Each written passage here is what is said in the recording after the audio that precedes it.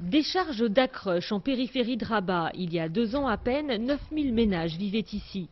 L'odeur est insoutenable. Aïcha y a vécu 20 ans avant de bénéficier d'un appartement neuf dans le cadre d'un programme de relogement de l'État.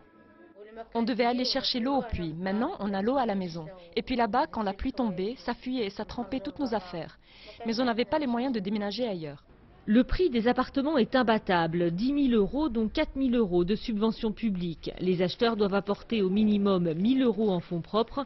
Pour le reste, ils bénéficient d'un prêt bancaire garanti par l'État. La mise à disposition gratuite créerait un appel d'air ingérable selon le gouvernement. Mais que faire avec ceux qui sont totalement démunis et qui ne peuvent pas payer du tout?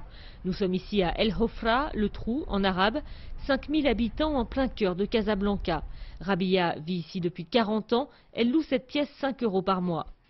Je vis avec mon fils qui est malade et ma petite fille. Je n'ai pas du tout de revenus.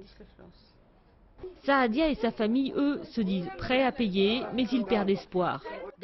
Ça fait 10 ans que l'État nous promet un déménagement, mais il nous laisse comme ça, sans rien faire. Et en plus, ils nous disent qu'on n'a pas le droit de reconstruire.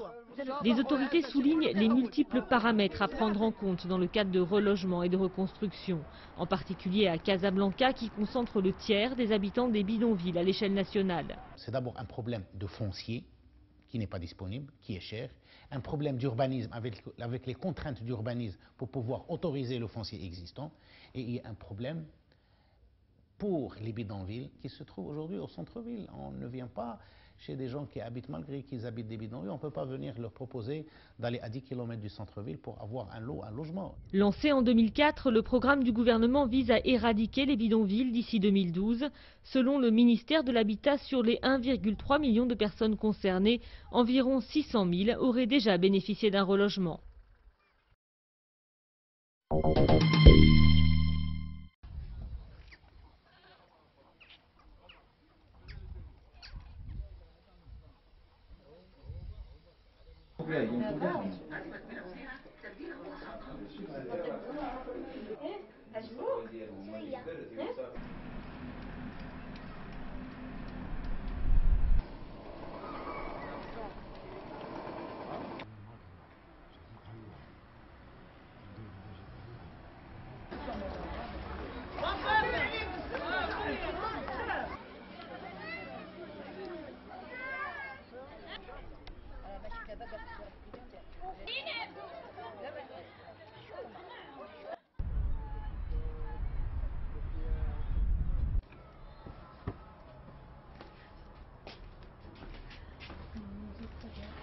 اطلع اديله بس طلع طلع طلع طلع